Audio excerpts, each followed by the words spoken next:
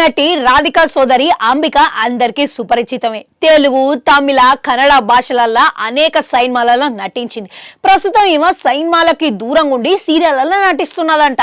గంతేకాదు అంబిక వ్యక్తిగత జీవితంలో 2 పెళ్లిలు చేసుకున్నదని ప్రచారం చాలా కాలంగా ఉన్నది.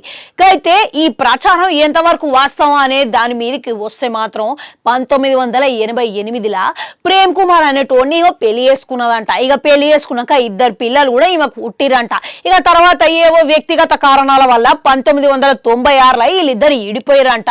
అనంతరం 2000లో నటుడు రవికాంత్ ఉన్నాడు చూడురి, ఇక వీళ్ళిద్దరు వివాహం చేసుకున్నట్లు చాలా కాలంగా పుకార్లు అయితే ప్రచారం అయితే నడుస్తూనే ఉన్నది. అయితే దీని మీదకు ఇప్పుడు ఎట్టకేలకి రవికాంత్ స్పందించిండు, క్లారిటీ ఇచ్చేసిండు. ఇక ఆయన ఏమంటున్నాడంటే, మేమిద్దరం కలిసి చాలా సినిమాలలో నటించినవు, ఇక అంత మాత్రాన నిజ జీవితంలో మేము భార్యాభర్తలం అయిపోతాం, భార్యాభర్తల అనుబంధం మాకు అంటగడతారా అనుకుంటే ఈయన చెప్పుకొచ్చిండు.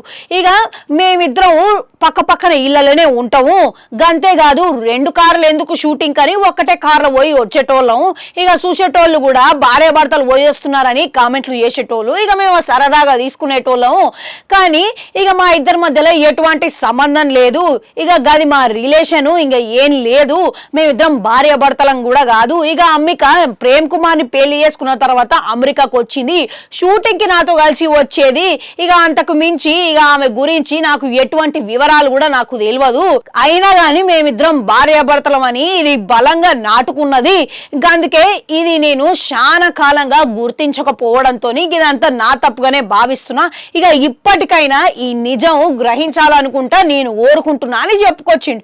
ఇక మొత్తం మీద చూస్తుంటే ఇక ఇట్లాంటి తప్పుడు ప్రచారాలు చేస్తే మనకేమొస్తుంది చెప్పురి, ఏదైనా ఉపయోగపడే ప్రచారాలు చేస్తే ఇక జనాలకి అయినా ఉపయోగపడతాయి. కాబట్టి ఏదైనా మంచి కోసం ప్రచారం చేయాలి తప్ప గిట్ల చెడు ప్రచారాలు సంబంధాల గురించి చేస్తే ఏం రాదని మంచి ప్రచారాలు చేసి ఇక దేశం నెక్స్ట్ లెవెల్కి పోవాలనుకుంటా అట్లాంటి న్యూస్ మాత్రమే, పుకార్లు కాకుండా అట్లాంటి మంచి న్యూస్ మాత్రమే చెయ్యాలని కోరుకుంటా. మళ్ళీ కలుద్దాం.